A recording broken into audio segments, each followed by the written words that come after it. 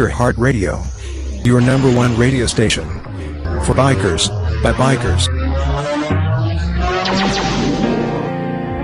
And a very good evening to all our Biker Heart listeners. Natuurlijk, ja, julle is ingeskakel op SA se sekuriteit en sekerheid saam met Mike Bolhuis.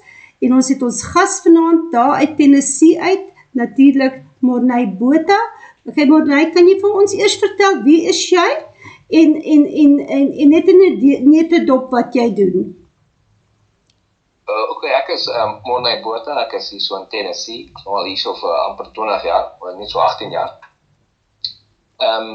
Ek het voltydse werk as manager by Transit Company, maar ek is nog steeds in die US military, ek vlieg vir die Air Force Auxiliary, en part-time en ook vir die Army State Guard vir Tennessee, en dan ook help ek mense met die refugee program, met raad en ek doen questions and answer sessions en so aan, om mense te help wat oorkom met die refugee program, om hulle informasie te gee in verband met die program en ook wat hulle kan verwag as hulle in Amerika aankom.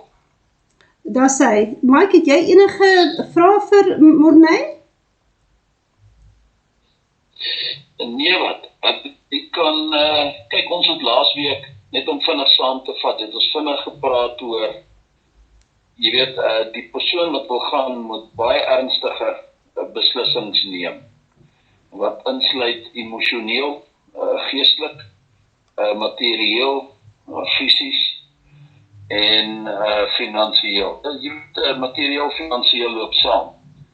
Ou moet in ag neem wat is die rand-dollar, wat het jy, as jy oorgaan in plek, gaan jy jou gesondheid dit toelaat, gaan jy kan wegskeer van almal en alles en die kultuur hier en die omstandighede, want baie mense mis selfs die misdaad, ek grap, maar die meeste mense gaan vir weens verskriklike omstandighede wat hulle hier bevind en vrede en in rustigheid na 'n plek toe gaan, is nie noodwendig Amerika, dit kan Thailand wees. Thailand is 'n redelike toegangsplek en dan ander plekke soos Dubai soek werk en om dan te kan gaan ensovoorts, maar al daai goed moet in ag geneem word, Australië, Nieu-Seeland, all over the world.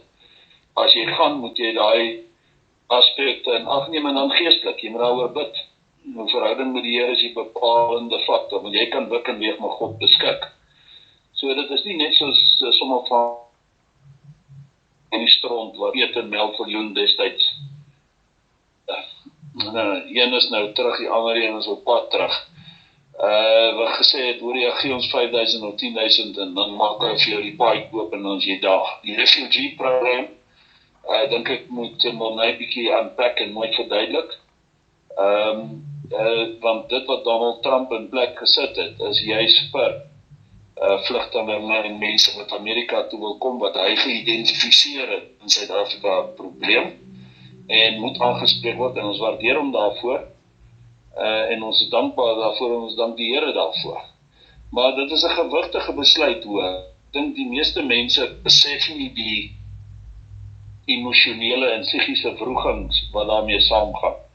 Want Suid-Afrikaanse families is baie sterk, groot, en alhoewel nie almal eye to eye sien of oor die weg kom nie, as jy eers hier weg is, en jy is heeltemal in 'n vreemde land met baie strenge reëls en regulasies en beter infrastruktuur en al daai goed en meer vrede en rustigheid en kalmte en alles wat jy daarbey saam in ag neem, is dit nog steeds 'n verskriklike aanpassing en nie elke ou kan dit doen nie. En dan jou gesondheid natuurlik, soos ek gesê het, speel ook 'n groot rol, want enige move wat jy maak het 'n effek op jou gesondheid. So Morney, my vraag sou wees vir die luisteraars, is die refugee program, verduidelik hom vir ons asseblief. Okay, baie dankie, jy het 'n klomp goed lekker raak geslaan nou, met die hele proses en so aan. Nou die program, omdat almal weet, hy is laas jaar Februarie begin afgekondig, Mei maand is die eerste groep mense hier gekom, hy is eintlik vol oopgemaak hier in Mei maand laas jaar, en hy loop nog goed, en so ver is hy al oor die 6.500 mense in Amerika aangekom, nou ek praat nou net van November af. Ek praat totaal oor die 6.500. Ons sterk nou seker naby die 7.000, oor die 7.000 in totaal. Daai nommers sal ons volgende week hê. Anyway. Maar die program is op die oomblik is die Afrikaners of die minorities in Suid-Afrika die enigste mense wat toegang het tot die refugee program in Amerika. Geen ander refugee word toegelaat op die oomblik in Amerika nie, net die Suid-Afrikaanse mense. So dis die een ding. Die tweede ding is dat president Trump die oopgemaak het en baie mense gebruik. Nou, soos die program loop, het ons nou al gesien oor die laaste jaar, hoe party mense vat 2-3 maande om die proses te gaan en ander vat meer as 'n jaar. So daar begin die ding klaar. Daai voorberei en wagtyd tot jy kan oorkom wat ook op 'n ou se sielkunde en op jou mediese, jou gesondheid kan werk, want jy sit in stres die hele tyd. Wanneer is dit my beurt en al hierdie tipe van dinge. So dis iets wat jy moet in ag neem as jy regtig in gedagte het om die program te gebruik. Dis nie baie mense, ek sien baie mense dink dis 'n geleentheid om aan Amerika te kom aftree. Daai gaan jy ook sien, is dit jou mindset is, gaan jy ook bietjie sukkel, veral as jy geen inkomste of iets het op die oomblik nie. Jy kan nie vir jouself sorg nie, jy dink jy gaan hier kom in die Amerikaanse regering gaan jou hier in 'n aftree oorsit en na jou kyk tot die dag dat jy dood is. So maklik is dit ook nie. En dan vir die mense wat kom, met kinders en al die, jy dink aan jou kinders in skole en al hierdie dinge. Dis 'n aanpassing vir enige iemand. Dus ek het hier gekom 18 jaar terug, vir ons was dit 'n aanpassing die eerste paar maande, en my vrou meer gesukkel as ek met die aanpassing. Dit is swaarder op die vrouens. Dit is maklik op die kinders, of die kleinkinders, hulle maak maatjies vandag. Dit is makliker op die mans, want ons is gewoon, veral ons wat soldate en goed was, wat grond getrek het, ons is soms gewoond aan rondskuif en so aan. Dit is nie vir ons 'n groot challenge, maar vir die vrouens is dit moeilik, want jy los jou familie agter en jy los wat jy gewoond is agter. So vir hulle is dit 'n bietjie swaarder. Maar as jy jou mindset regstel voor die tyd, voor jy kom, dat jy weet, dit gaan emosioneel 'n bietjie heavy wees, en jy gaan verlang na die huis, en jy gaan verlang na die, maar jy kyk waarvoor jy dit doen, jy kyk af in jou kinders se gesig en jy sien, okay, hulle het 'n toekoms wat hulle nie in Suid-Afrika het, en dan weet jy, okay, dit sal jou help deurdra, maar dit kan jou terughou ook. En dan... Ja, Morney, daai is 'n baie belangrike ding wat jy genoem het. Jy praat so van slaan dinge raak, ek blyk dit. Daai ding wat jy daar gesê het, as jy so afkyk na jou kinders, en jy weet, ek kan deur al hierdie verlange en deur al hierdie ander emosies werk en want ek kyk na my kinders en ek weet iets vir hulle toekoms. Maar die tweede ding wat jy ook daar genoem het, of een van die dinge wat jy daar genoem het, wat van kardinale belang is dat jy dink jy gaan dit oor en dan is jy daar. Amerikaners soek juist die mense, hulle kan nie almal red nie, maar hulle soek juist die mense soos wat ek afgelei het, wat werklik waar die moeite gaan doen om alles wat hulle hier was, en wat hulle hier wou uitleef, in hulle vermoë en hulle kwalifikasies, en wat hulle kan bereik en doen, en kan doen vir ander ook, dat hulle daar sou uitleef, en daar sal deurleef, en daar die ware naaste liefde kan toepas, kwalifikasies kan gebruik, en inspring en skouer aan die wiel, 'n lewenstyl sal aanknoop. Vir die mense wat ek ken in Amerika, wat op plase werk, en wat boere is, en in Texas, ek ken baie mense in Amerika, is hulle almal daar, en word hulle almal geloof vir die wonderlike werk en diens wat hulle lewe, want hulle is harde werkers. So ek weet nie of jy iets daar verder omtrent wil sê die man, nee? Ja, beslis. Jy praat so, ek en my dogter gebruik as 'n voorbeeld van die kinders. My dogter was 2,5 toe sy aankom. Sy het hier groot geword, sy is Amerikaner, obviously, sy is nou 20. En sy sê, daar is niks wat daar toekoms keer nie, absoluut niks. So dis die voordeel van dit. Nou kyk nou na die werkers. As jy gewoond was in Suid-Afrika, jy sit net agteroor, en jy het 'n bediende in 'n tuin, op jou tuin werk, en almal help jou, en almal doen dinge vir jou, en jy dink jy gaan hier kom by dieselfde attitude, dan gaan jy bietjie sukkel. Want jy moet elke vir homself dinge doen, en self inspring. Nou hier is die ding, dis die lekker ding van Amerika, hier is soveel werk beskikbaar in Amerika, in allerhande rigtings, en allerhande vlakke, dat as jy hier kom en jy sukkel, is dit jou eie skuld. ek het so terug op een van my Facebook, YouTube video's, ek het gepraat van Dylan, hy het by ons kom bly vir so 'n paar weke, vir refugees. Ook is 23 jaar oud man. Hy het hier gekom binne 2 weke, sy papiere alles reg gehad, hy het sy skouer aan wiel gesit. Hy het binne die eerste 3 weke 5, 6, 7 onderhoude gehad en 4 of 5 companies het hom gesoek. Nou praat ek nie van hierdie companies nie. Companies wat hom salarisse betaal wat van daai party van daai salarisse hoor as myne is. En hy is jong, 23, dis hoe vinnig jy in die werk kan kom, in die gang kan kom, as jy net jou skouer in die wiel sit. En ons weet Suid-Afrikaners like om te spring en 'n ding te doen. So dis hoekom die mense hier like ook Suid-Afrikaners. Die Suid-Afrikaners wat ek ken, wat in Amerika is, doen self net so goed. My voorbeeld myself in die plekke waar ek is in die weermag en in die privaat sektor. Ek word kort bevorder. Bo ander mense, want hulle sien die kwaliteit van ons werk en die harde werk. En die Suid-Afrikaan, die deursnit Suid-Afrikaner is hoe ons is. So, as jy gaan kom en jy weet jy kan jy het gesukkel in Suid-Afrika om werk te kry, wens die kleur van jou vel, of wens een of ander, allerhande, jy weet al die BE en al die goed in Suid-Afrika, hier gaan jy nie sukkel. Hier gaan die werk gaan line-up raak. Jy kan dalk begin, onthou jy ook, jy moet jou voorberei, om onder te begin. Jy kan dalk in 'n maatskappy instap waar jy, in Suid-Afrika, in dieselfde industrie, was jy manager, 'n direkteur of so iets. Stap jy hier in by dieselfde maatskappy of dieselfde industrie, as jy nou skielik net 'n laborer, 'n werker of so. Maar dis waar jy begin. En jy sal verbaas wees binne 4, 5 jaar as jy 'n direkteur weer, dat jy self so vinnig opgewerk. Dis wat ek gedoen het hier, waar ek op in hierdie privaat maatskappy is, het ek myself binne 3, 4 jaar opgewerk na manager level toe van supervisor level af. So, die vermoë is daar, die mense wat hard werk, jy gaan definitief, as jy hier in Amerika sukkel, dan is dit definitief jou eie skuld. Maar nou sê vir my, sorry, Minks, ons 2 manne praat nou, hoor. So, jy moet 'n bietjie terugsit. Okay, Nee, want go for it. Ek klim nou af, dan kan Minks aangaan. Maar net so, ek wil net vra voordat ek afgaan, hè. Ek het laasweek geraak aan die Suid-Afrikaners wat gaan uit Suid-Afrika uit. Kan nie wag om uit te gaan, as hulle aan die ander kant kom, dan lê hulle slap, hulle maak selfs moeilikheid, raak betrokke selfs by misdaad, trek Suid-Afrika se naam, die bietjie wat daarvan oor af is, of kom ons sê die Suid-Afrikaners, of kom ons noem dit nou nog beter klouse toe, die refugee package wat nou beskikbaar is, die feit dat daar uitgereik is na 'n hand uitgereik is na Suid-Afrika vir hulp vir die minorities, soos jy dit mooi verduidelik het, dat ouens dit deur hulle gat te trek en kak maak en moeilikheid maak. Het jy dit beleef, gesien, is daar van die 7,000 wat deurgekom het van hulle wat aangespreek moes gewees het, of wat terug is, of wat iets skeef geloop het. Sê vir ons bietjie daarvan. Daar is gevalle gewees, is baie klein hoeveelheid gevalle. Daar was 'n geval gewees van mense wat in 'n geveg betrokke, baarfight betrokke geraak het, maar dit was nie as refugees, dit is ons wat deel op die H2A-program is, maar hulle geconnect is Suid-Afrikaners, hulle geconnect na die program toe.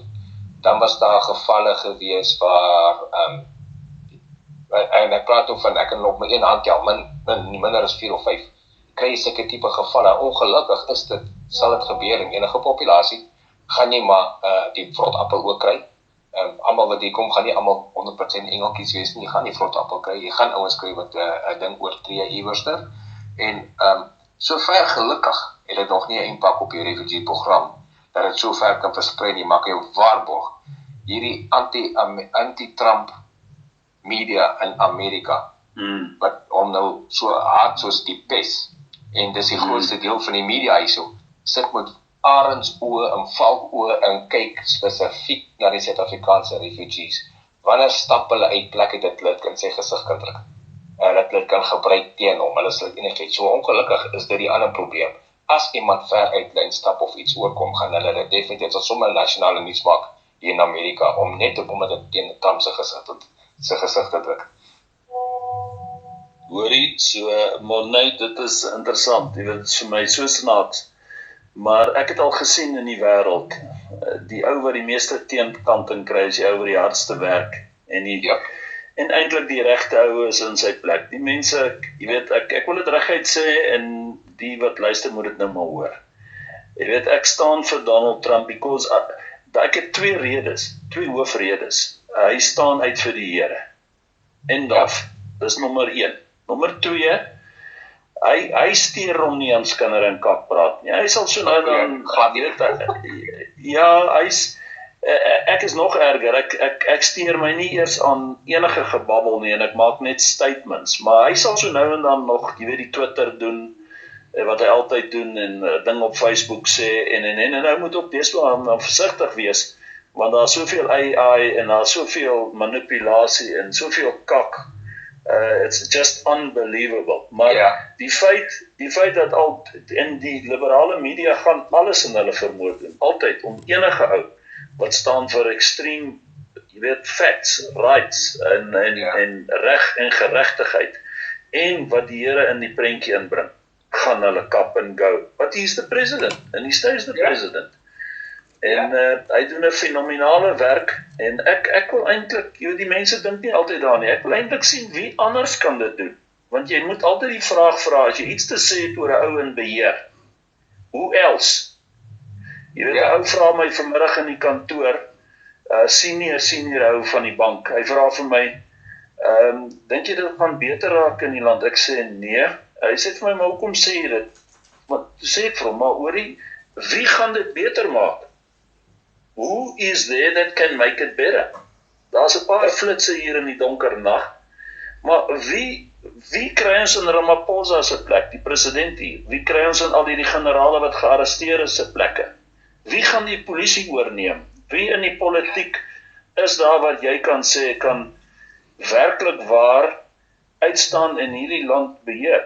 En as jy nou kyk na Donald Trump, wat hy doen en wat hy bereik in Amerika, en nou al die pragtige goeie nuus wat jy gee oor hoe goed die program loop en hoe goed dit loop, en die werksvermoë en al daai tipe van goed, dan is dit tog 'n sukses. So, ja, ek het verwag jy gaan 'n bietjie daaroor sê, en ons ondersteun hom, en ons bid vir hom, en ons vra dat die Here hom ryklik sal seën in alles wat hy doen, want ek wil vir jou sê, 'n ou van daai ouderdom wat hy al alles bereik het en doen, dat hy so staande bly weens al hierdie aanslae en aanvalle, is 'n godswonder, is 'n absolute godswonder. En jy bevestig net wat ons almal hier in Suid-Afrika sien. Donald Trump is 'n persona non grata hier, hoor. Jy kan nie eintlik oor hom praat nie, jy kan hom nie in gesprekke inbring nie. Hy sê hy ongemaklike woord soos bouncer. Jy moet nie ergens sê bouncer, en jy moet ook nie hier oor apartheid praat nie. Daar is sekere woorde wat net, jy weet, jy bly van dit al weg, want as jy dit noem, dan word jy gekategoriseer. Jy kan ook nie 'n opinie gee oor Israel nie, en jy moet maar politically correct praat ensovoorts. Die voordeel is, ons spreek misdaad aan, 24/7, so dis baie selde, dat ek hoef 'n opinie te lewer soos hierdie, maar nou dat ons met jou praat, jy in Amerika, kan nou dit vinnig en ernstig oplig. Hoorie, voordat ek nou gaan, is daar enige waarskuwings of raad en advies wat jy wil nog byvoeg? Dan kan jy en Minks lekker chat met die ander op die groep. Ja, so die wat die program wil gebruik maak, die refugee program. Eerste ding wat ek wil sê is, dink mooi vir die aansoekige invul. En in terme van, dink mooi eers aan jou groep, jou familiegroep, wie allemaal gaan. Sodat dit nie later kom in die program, en een wil nou onttrek, of een wil bykom of so, dan gaan die lei net die storie. So, praat met jou familie, praat mooi, dink mooi, wie wil kom. Nou, moet jy jou mind reg sit. Jy moet aanvaar, jy gaan in 'n ander land ingaan, jy gaan in 'n totale ander kulture, jy kan nie jou kultuur saambring nie. Jy kan klein bietjie met ander Suid-Afrikaners omgewing meng, maar jy het 'n nuwe kultuur, wees voorbereid dat jy gaan jou kultuur verander, jy gaan jou taal verander, wees voorbereid daarop, maar kyk na wat is die vrugte op die einde van die tyd, wat gaan die vrugte vir jou wees? Dis daai toekoms wat jy nie het in Suid-Afrika nie, spesifiek vir jou kinders en jou kleinkinders en agterkleinkinders. So, een ander ding wat jy kan doen is, soos ek van die begin af laas jaar sê, kry jou papiere gereed, jy kan al jou papiere nodig hê, dinge verander oor die oor die maand soos dit heeltyd verander, kry jy papiere gereed wanneer jy aansoek doen en dat dit nie 'n rede vir 'n delay is nie. En dan as jy hier kom, dan die sky is the limit man. Kom jy in, sit jou skouer in die wiel en gaan doen jou ding. Hoorie, so Morney, ek het nog een dingetjie wat ek met jou wil doen. Het jou Engels verander? Kom ons praat die laaste 3 minute Engels. How's your English, my friend? No, my English is good. That I don't have an American accent. I still struggle with the American accent. Ek het nou so gehoop jy gaan die American. Yeah, fine, Mike, you know what? It's all good, brother. I'm 100% man and we all for Trump. Yay, Trump. So, jy het glad nie die twang in die ding nie. En as jy nou met die ander ouens daar operate, kyk hulle jou bietjie en wonder nou, what the fuck, wat gaan dan met hierdie ou, of nie? Yeah, they're always looking for, where are you from? Because I've been here for 18 years and I don't have an American accent, where are you from? And then I say, guess. And then I think I'm a Russian or a German. Jy klink amper soos 'n Capie, man. As jy moet en gaan jy vir iemand vra, where are you from? Dan klink dit soos een van die ouens in die Kaap. Mees het vir my gesê, het jy in die Kaap groot geword? Weet jy hoe lang was ek in my lewe in die Kaap? Net 6 maande. Ek was 6 maande van my lewe in die Kaap gewees en dit was toe ek 22 was. So, en almal dink ek het 'n Kaapse aksent ook, en maar ek het almal, dis so ek praat nog al my lewe. Hoorie, mis jy enigiets van Suid-Afrika? Die eerste ding wat ek mis van Suid-Afrika, né, is as jy dink terug aan die 70s en die 80s, ek mis daai tyd van die 70s en die 80s, ek gaan 'n bietjie winkel toe, jy weet, jy gaan loop by die mall rond en jy gaan loop. So, maar dit doen ek hier ook, ek kan dit ook doen, so is geen verskil nie. So jy braai ook en jy luister bietjie Suid-Afrikaanse musiek, doen jy nog enige van die Suid-Afrikaanse goed? Jy kan alles kry, obviously. Ons braai, ons maak ons eie biltong, ons maak ons eie droëwors, ons maak ons eie wors, ons doen alles wat ek kyk rugby, wanneer die rugby aan is, jy weet, dit wat jy nie wil, jy hoef niks op te gee nie. Jy kan het nog steeds self doen. So, nee, dat is nie, ek sê net, my omgeving is net, my ligging, my grid reference is net verskillend, maar doen maar gewoon dieselfde.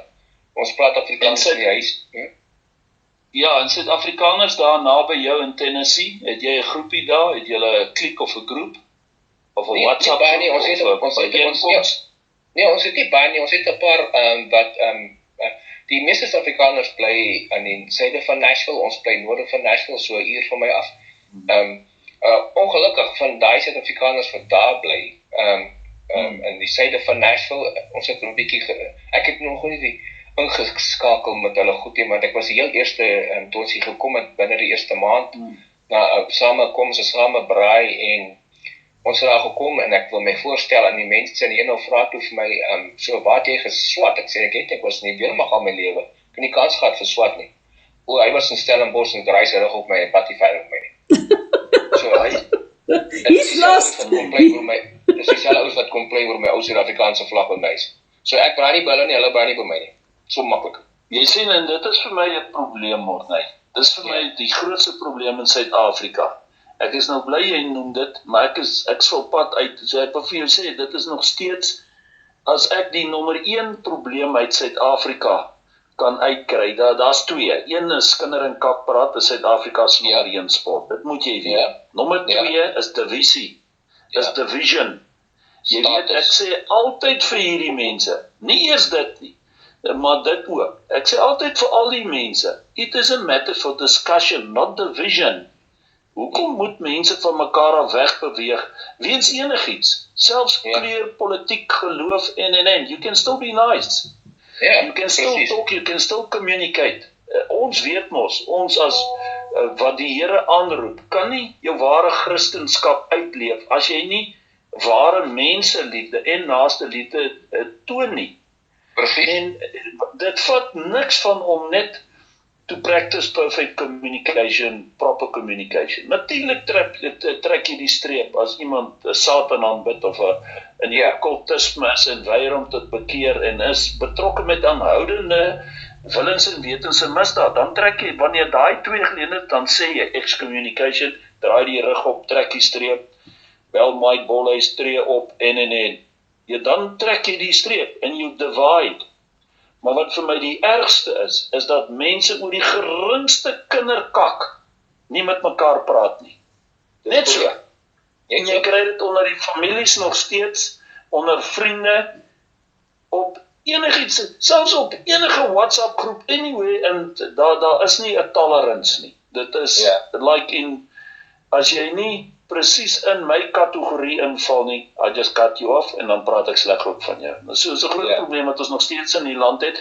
Julle beleef nie sommer so iets daar nie, net behalwe dit wat jy nou daar beleef het, dit vir my verbasend is, dat die ouens nie, wat Suid-Afrikaans is daar, en ek hoop hulle luister, of ek kom eendag uit by hulle uit, dat hulle tot inkeer kom en sê, jy man, ons is Suid-Afrikaners, hierso en hier's ook 'n Suid-Afrikaner, en jy weet, ons vat net hande, what does it take to just have good communication and a relationship?